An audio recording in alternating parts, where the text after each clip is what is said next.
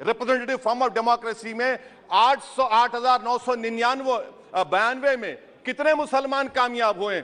इस मौजूदा पार्लियामेंट में स्पीकर साहब सिर्फ 26 हैं, 14% मुसलमान और सिर्फ 4.8 उनका रिप्रेजेंटेशन है। हम वोट डालने वाले बन गए, वोट लेने वाले नहीं बने। अंग्रेज उस जमाने में पार्लियामेंट बुलाते थे टैक्स बढ़ाने के लिए, हम उसी रास्ते पर जा रहे हैं। चाणक्य ने सही कहा था कि जब राज चलाने वाले व्यापारी हो जाएंगे तो उस राज के लोग भिखारी हो जाएंगे। पिच बदलने से गेम नहीं बदलता, गेम को बदलना पड़ेगा।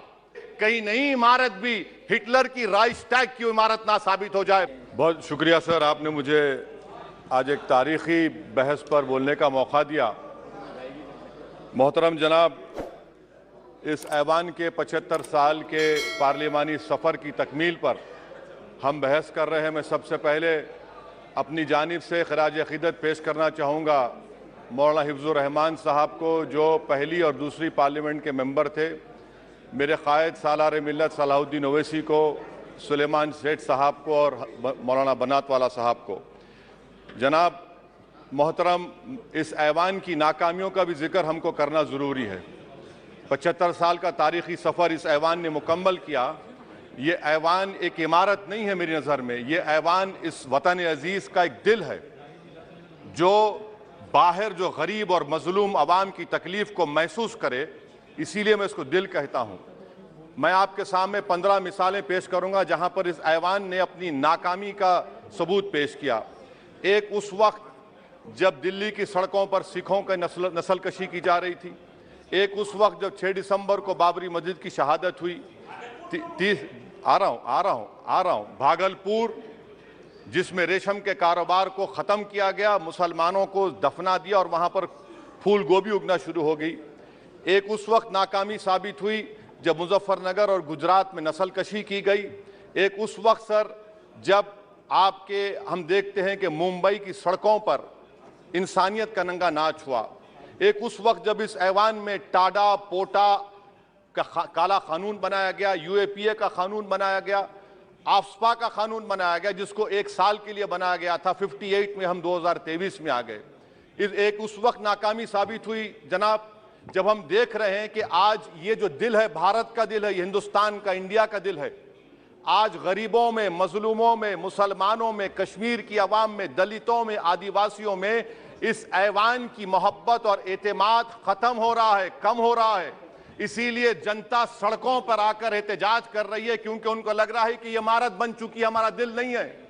चाहे CAA का प्रोटेस्ट हो, चाहे किसानों का प्रोटेस्ट हो, चाहे शेड्यूल कास्ट के रिजर्वेशन का मसला हो।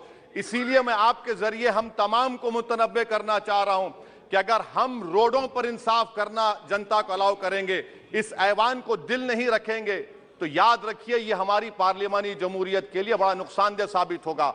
और नुकसानदेह इसलिए भी होगा कि क्या हमको अपने ख्वाब गफलत से, अपनी जिम्मेदारियों से निभाने के लिए क्या भगत सिंह को आके बैठना पड़ेगा ऊपर कि देखो तुमने 75 साल में कैसा कानून बनाया और किसको कहां तक पहुंचा दिया। स्पीकर जनाब, इसीलिए मैं कह रहा हूं कि हम तमाम को अपनी जिम्मेदारियों को निभाना पड़ेगा। ये इमारतें ईंट से बनी हुई जरूर हैं, मगर ये इस इमारत में दिल है। इस इमारत को दिल के तौर पर बरकरार रखना पड़ेगा। स्पीकर सर, एक और मिसाल दे रहा हूं जहां पर इस ऐवान की नाकामी है। सर, अब तक लोकसभा के कितने 899 मेंबर कामयाब हुए। अब बताइए सर, पार्लियामेंट्री जमहूरियत में शराकतदारी की जमहूरियत है, रिप्रेजेंटेटिव फॉर्म ऑफ डेमोक्रेसी में 8,999 में कितने मुसलमान कामयाब हुए? कितने सर? 520, जबकि 1070 को इस ऐवान का मेंबर होना चाहिए था। कितना डिप्रीविएशन है सर? कितना डिप्रीविएशन है? 92% डिप्रीविएशन है।